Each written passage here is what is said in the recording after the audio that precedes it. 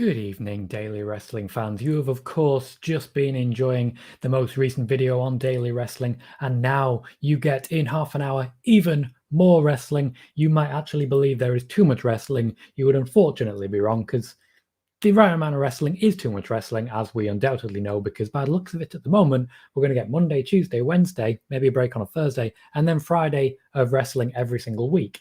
Wrestling has gone boom.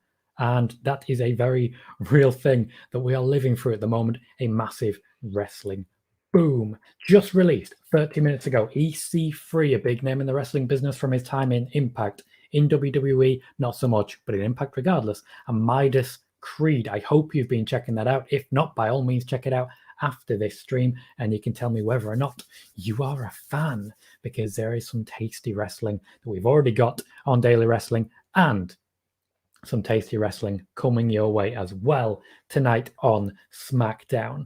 Tonight, the WWE have not announced too much just yet, but I will be breaking down a bit more than just what has been announced. Firstly, we have a rematch between Jey Uso and Daniel Bryan, this time in a steel cage to prevent the possibility of another double countout. The double countout kind of worked against them long term. I don't think anyone was particularly happy with the double countout, Daniel Bryan or Jey Uso, shut up chair, or of course Roman Reigns. So now we get it again, but in a cage. And Jey Uso has previous with cage matches in his current incarnation. He was, of course, the one who handcuffed Kevin Owens to a cage in a match against Roman Reigns a while ago to prevent Kevin Owens from standing a single momentary chance of getting the championship gold. So the opportunity tonight for Daniel Bryan is to earn a chance to face Roman Reigns in what I'm assuming will be the main event of Fastlane. If it's not the main event of Fastlane, let's just say we may be seeing Brock Lesnar. Corey MLB is already here saying, "Hi Tom, first person here today. You were the first person to leave a comment. Thank you very much for joining us, Corey. I'm lurking. Hopefully you have a good warm-up show." Thank you, Corey. Really do appreciate that.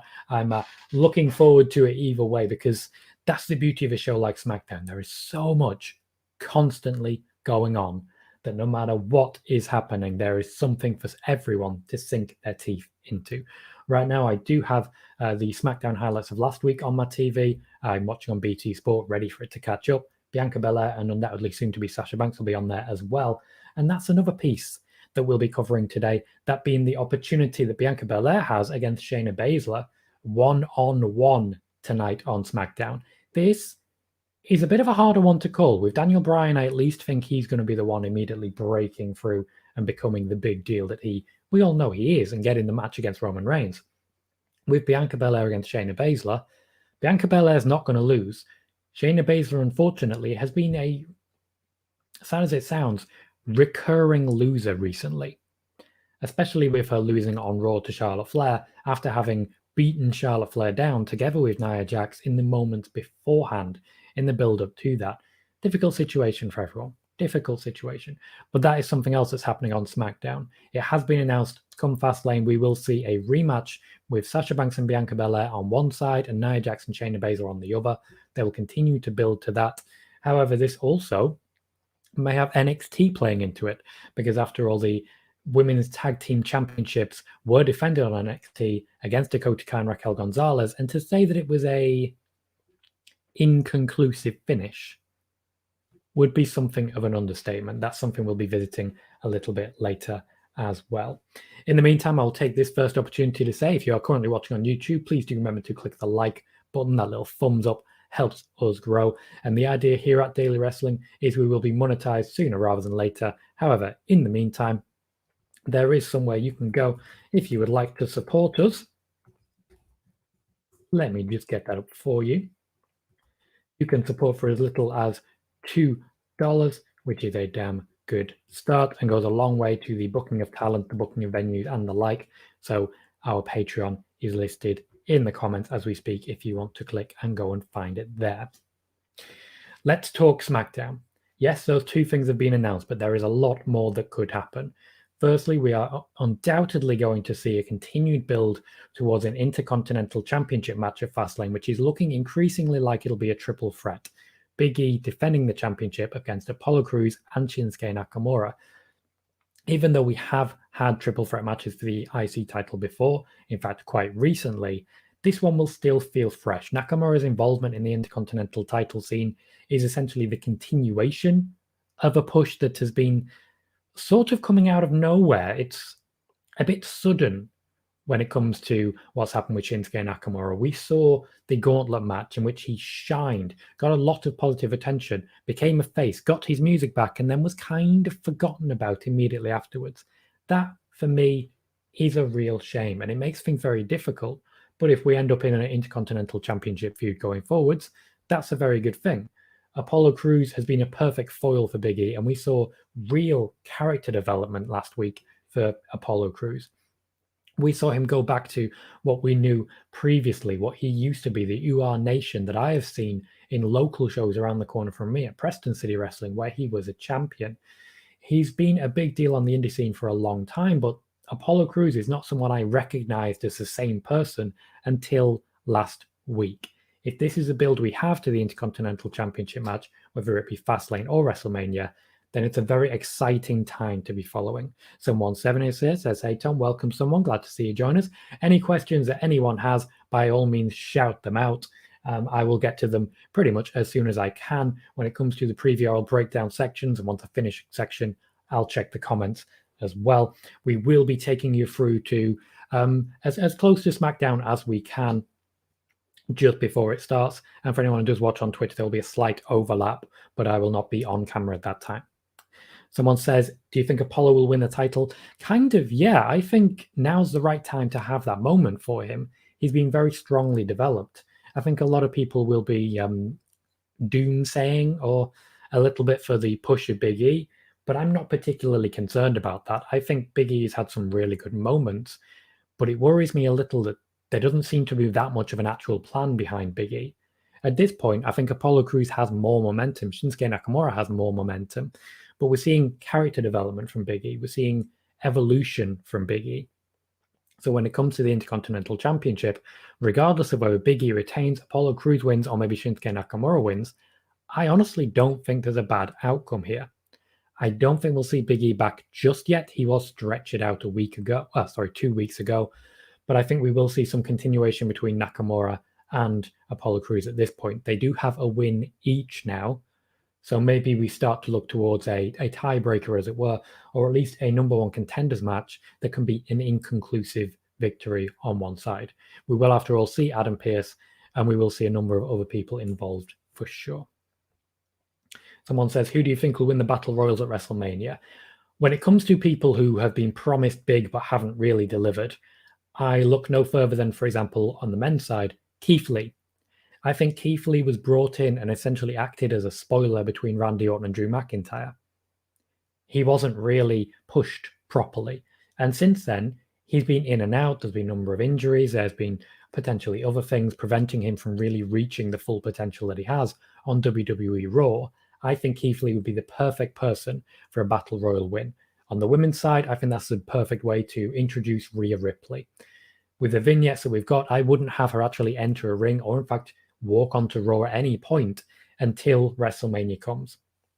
Have her walk down to the Battle Royal, the Women's Battle Royal at WrestleMania, eliminate everyone, stand tall for the finale, and I think that is the ideal way to introduce Rhea Ripley. For me, that's perfect. And when you look at the intention last year, which was for Nia Jax to win the Battle Royal, she has been pushed in the way that they were going to. They are trying to redeem those Battle Royals.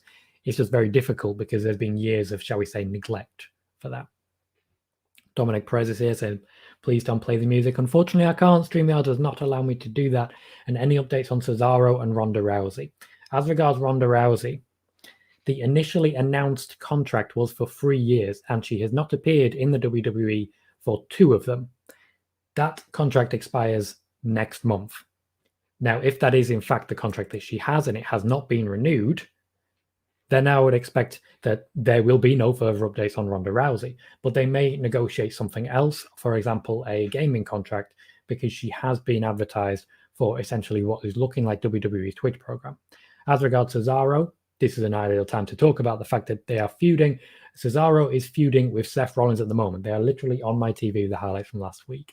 Seth Rollins is going to be looking for revenge. This is a slow build feud to WrestleMania. So while Cesaro definitely got the big laugh last week and looked dominant, this has been held until just after Elimination Chamber because they are saving it for WrestleMania. So while it started last week, I expect evolution going forwards, which means at this point, Seth's got to get at least a little bit of revenge. The Fastlane card is filling up very quickly, particularly the SmackDown side. We've got what's going on with Daniel Bryan. We've got the women's tag team titles, which looks like it will be the only women's match on the card because it does feature the champion after all. And then going forward, there's a number of other people involved as well on SmackDown who are already tied up. For example, Street Profits, Ziggler, and Rude could very much be a match that happens on Fastlane. So I think this match, maybe Fastlane comes too soon for this match. They don't want it to be longer than 3 hours. They'll be keeping it for WrestleMania. Small but consistent evolution is the name of the game there. And now that Cesaro has had his moment in the Elimination Chamber, Seth Rollins is ready and waiting. Cesaro, by the way, looks like he'll be winning this feud. And then Cesaro can move into a feud with Roman Reigns afterwards, potentially for the championship. Star Wars Lounge, welcome Brendan, says, hey Tom, mate, lurking for now, but I'm here. Fantastic. Thank you very much for coming along. Even if you're lurking, you are, of course, very, very welcome. Any questions you have, by all means, say so. Daniel Edler saying, fantastic idea for Rhea Ripley. Thank you very much. It's just what I think would be a perfect way to introduce her and really show what she's all about as well. And Everything Pro Wrestling is here. Welcome, Conrad, saying, hey, Tom. Hey, Conrad. For everyone who has recently joined, please do remember to click like on the video. That does help us grow here. It is not just on my personal YouTube channel, but it is also on the Daily Wrestling channel. The Daily Wrestling YouTube channel, of course, is a mission to deliver wrestling every single day for the month of March. If you have not already connected, here is a link in the chat to the Daily Wrestling YouTube channel. What we are trying to do there is present wrestling matches every single day for this month. 42 minutes ago, the match that went live is EC3 versus Midas Creed. So definitely a match that we want to be checking out for any EC3 fans, and in fact, any Midas Creed fans, who is elevating himself very quickly with his performances for Daily Wrestling. Thank you, Conrad, for subbing as well. Someone says, do you know the pay-per-view schedule after WrestleMania? Let's, in fact, do a little search. WWE pay-per-view schedule 2021. I don't personally, but it's constantly being updated. It's easy enough to find. After WrestleMania, there doesn't seem to be much of anything at the moment, which is a surprise. A lot of this undoubtedly comes down to the fact that the WWE at the moment are picking their moments. Yeah, I can't see much of a long-term schedule. WrestleMania seems to be the last one really formally announced. That seems to be it at the moment. And the beauty of this, of course, is it means they leave a lot available. So going forwards, if they have fans at WrestleMania, which they have not formally announced yet, but it has been leaked ahead of time that we will be having tickets sold to WrestleMania within a couple of days now. So I expect we will see fans at WrestleMania, no fans at Raw and SmackDown in between, and then at the next pay-per-view, we may be seeing the WWE go on tour. There are a number of states now which are permitting access, and a number of states over the course of the last year that have tried to get the WWE over there, Oklahoma being one of them, for example, New York being another, to try and get people into their cities where they did promise the option of having fans. So I think pay-per-views going forward will have that involved. Conrad has subbed. Thank you. Star Wars Lounge says, smack the like button. Tom's a fantastic guy. Cheers, Brendan. Really do appreciate that. What else have we got for SmackDown? Well, I have just mentioned a continuing evolution of the storyline between the Street Profits, now returned to full fitness, and the Dirty Dogs, Dolph Ziggler and Robert Roode. Last week, the Street Profits picked up a win against Sami Zayn and Baron Corbin, who have a, let's say, a strained tag team at the moment. They have a very strained tag team. They're doing what they can in that regard. But going forwards, that's not a tag team I expect to see continuing long-term personally. Now, if we consider what we are going to see for this, that being the Street Profits, who have now returned to fitness and now potentially have the right to face the Dirty Dogs again, What I'm expecting is that this will come at Fastlane, because I don't personally think Ziggler and Rude will be carrying those championships into WrestleMania. I think ultimately they are holding on to them at the moment, but the Street Profits will be the ones taking the championships forward. Logically, when you look at the build for Gable and Otis, who Otis at least has just formally turned heel, they would be ideal challengers for the Street Profits. However, they will not make ideal challenges for Ziggler and Rude. When it comes to Otis and Chad Gable, we haven't seen any connection with Daniel Bryan, who has had momentary teases of a heel turn, but we also haven't seen him decry their actions either. So I would like to see a moment there, considering Daniel Bryan has been heavily connected with the Alpha Academy. I'd also like to see more recruitment from Chad Gable, as I feel we are seeing potentially a good, strong faction built here. If the Alpha Academy can continue and do as much as it can to really show what it can perform and level it can perform at, I think we could see something strong here. Apollo Crews is someone who potentially could benefit, for example, but there are also people slightly lower down the card who maybe haven't been getting the opportunities. Give me Billie Kay in that group. Give me something there. Speaking of Billie Kay, the Riot Squad continue to have a feud with Natalya and Tamina. Tamina is continuing to be built as an absolute monster. Unfortunately for Tamina, this particular build tends to last until about a month after WrestleMania every single year. This is a push that happens constantly, much like Naomi's push. Once we get to the second half of the year, they tend to be forgotten about. Liv Morgan took the loss last week, clean as you like. This week, I expect Ruby Riott will be taking the loss instead. Tamina again for me, though Natalya could be involved in their stead, building towards a tag team match, possibly in the pre-show for Fastlane, but I think more likely just the continued storyline on SmackDown. We didn't see Billie Kay last week. We didn't see her at all. Whether or not we see her this week, I'm not sure. I would like to take a bit of a break from the Billie Kay storyline. I feel she's done extremely well, but I feel she's gotten a little bit oversaturated now. We've sort of seen every possible iteration, every possible incarnation, every possible option of how she can cost someone a match. Ruby Riott and Liv Morgan essentially now are on a massive losing streak. Let's let them continue that losing streak for another week or two, and then let's have Billie Kay help them get a win. I think that is the logical progression there. When it comes to Bianca Belair, she has a match with Shayna Basler. Not really formally mentioned is Sasha Banks. Not mentioned is Carmella or Reginald, who undoubtedly will come into play as well. Sasha Banks may well be in Bianca Belair's corner, but I don't necessarily expect to see that. I feel there may be some attempt to distract Sasha Banks, sow some tension, because I'm pretty sure that's what we're aiming for at Fastlane. Let's get some tension between these two women before we really go any further, because it looks like this feud is going to go a long time. Just a long time. Someone has said, what do you think Edge does after Mania? I'm honestly not particularly sure. If you'll forgive me, my TV is about to turn itself off. Power saving. Ugh. I'm not particularly sure, to be honest. I think just after WrestleMania, we're likely to see Christian. But I think if Edge doesn't win, and I don't personally expect him to win, he would then be free to go across to different brands and the like. And honestly, it depends how quickly they organize a shakeup, because I feel after WrestleMania there may be need of another shakeup.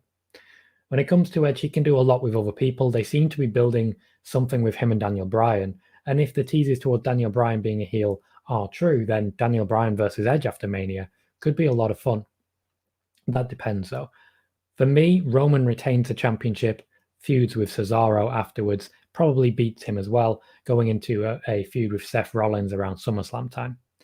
For Edge, I think Daniel Bryan would be the perfect spoiler, but also he could then face Seth Rollins as well.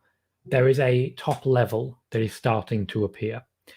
The question mark for me, as much as anything, is what happens with Kevin Owens next, because he has nothing really going for him at the moment since Elimination Chamber. Unless the plan is potentially to have Bryan and Kevin Owens take on Jimmy and Jey Uso. To my knowledge, Jimmy Uso has been cleared to wrestle. They're just waiting for the right time to bring him back. There was an update from Jey Uso on that in an interview with SK Wrestling's Rick Ucchino, which you can check out if you are interested in learning more.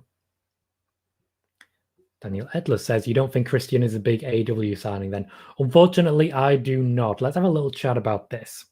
Let's talk AEW for a moment. Just for a moment. I did put a thread on Twitter about my personal opinions on this, but Christian, for me, last I heard, he has been offered a deal. I don't know if he's signed it, but last I heard, he's been offered a deal that would come into play maybe after WrestleMania.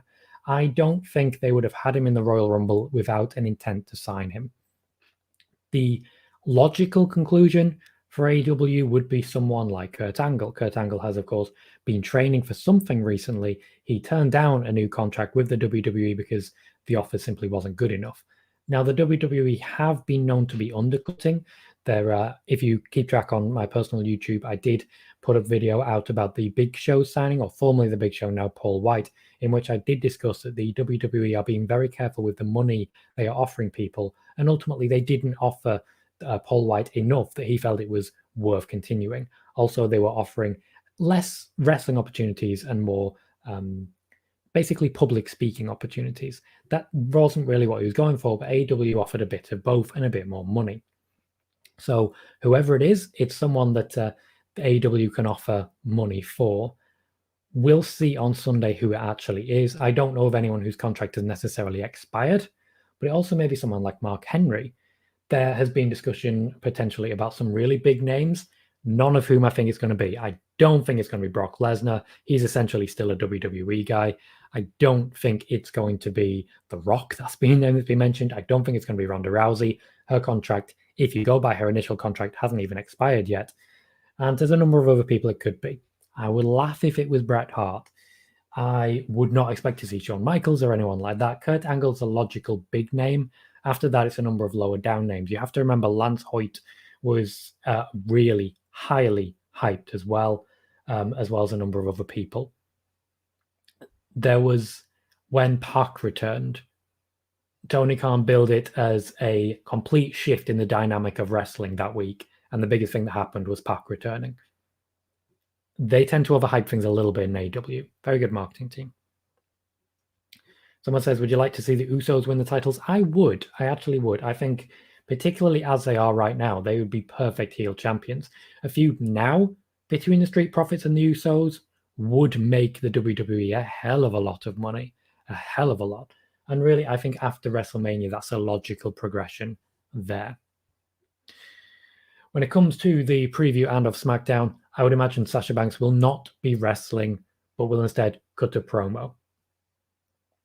Interestingly, as I'm watching the highlights, we are seeing a highlight package for Baron Corbin.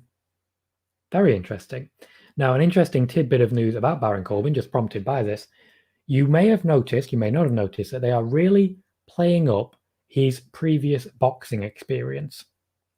All I will say in that particular manner is, with WrestleMania season coming, there may or may not be a reason for that. Baron Corbin, as we know, has had a number of very pleasant opportunities when it comes to WrestleMania, including retiring Kurt Angle. He would be interested to see if he unretires. It's also worth mentioning that there was news previously that John Cena, Goldberg have been signed, or at least signed something to turn up at WrestleMania. We are running out of time to start building towards something at this point. So if they do, if they have, it'll either be after Fastlane or it'll be very, very soon. I believe that is pretty much everything that could happen on SmackDown. There will be a number of matches, I'm sure, a number of promo segments. I feel Rollins and Cesaro will likely be a promo segment that just briefly gets physical. We also, I think logically, we're going to see some progression between Sami Zayn and Baron Corbin. Maybe another match with the Street Profits, though I don't personally see it. When it comes to the face side, it's hard to say who are actually going to be the faces that they could feud with, because there aren't that many faces in the tag division at the moment, especially with Otis and Chad Gable having now turned heel. Outside of the Street Profits, who actually is there? Lucha House Party aren't there, they're elsewhere. Genuinely, who's actually there? Star Wars Lounge has asked, Tyson Fury versus Corbin at Mania. I couldn't begin to speculate. I have not been able to confirm anything as of yet, for certain. And I don't report news. And Ed, welcome Ed, glad to see you, says, I still think Edge won't let Bry get that title match at Fastlane. Very possible, but I think that's an immediate heel turn for Edge. And I don't think they want to go into that WrestleMania main event with two heels, that being, of course, Roman Reigns and Daniel Bryan, both heels in that particular environment. I said Daniel Bryan then, I think. Both Roman Reigns and Edge, they don't want them both to be heels. I am now starting my live over at twitch.tv/Tom Colahue. You can, of course, join me there for a full watch party of SmackDown, which will be starting in 2 to 3 minutes when we wrap up just here. But before we go any further with that, I will be answering any more comments that you get in. You've got 5 minutes left, so throw anything you've got there. Before I do, let's talk once more about Daily Wrestling and the Daily Wrestling YouTube channel. If you haven't clicked like on the video yet, please do so. It is a big help to me, and you can do that on both my video and the Daily Wrestling video as well. It really helps us to grow, helps us develop as a channel, and it helps us to essentially fund daily wrestling matches every single day. If you haven't already, you can, of course, check out the most recent match, which is EC3 versus Midas Creed. I do highly recommend that people check that out, because especially if you haven't seen EC3 recently, he has developed a new persona, shall we say, that can be quite interesting. And really, if you've just seen EC3 in the WWE, you haven't seen EC3. Essentially, I still laugh at Dean Ambrose back when he was played by John Moxley, but not actually John Moxley, saying whatever happened to EC's 1 and 2. That made me laugh. I enjoyed that. But please do check that out. If you haven't yet, you can also, of course, check out the Patreon over at Daily Wrestling. At the moment, the intention is to monetize the YouTube channel. However, we have not managed to get all the kinks ironed out just yet. We are a very new channel, so we very much appreciate everyone who has jumped over and subbed over there. In the meantime, you can support us for as little as $2, and we do have a couple more tiers, which gets you a little bit more for the £2, the £5 per month deal, and the $15.50 per month deal, which gets you a little more of the updates and the information there. This has been your warm-up act for WWE Smackdown tonight. I have been Tom Colahue. We have been Daily Wrestling. I wish all of you a great show, a big show, if you will. SmackDown has really been hitting the highs recently. Long may it continue. But to all of you, thank you and good night. If you want more, there will be a watch party for SmackDown over on twitch.tv/Tom Colahue. And I very much hope to see you all there. Good night. Have fun.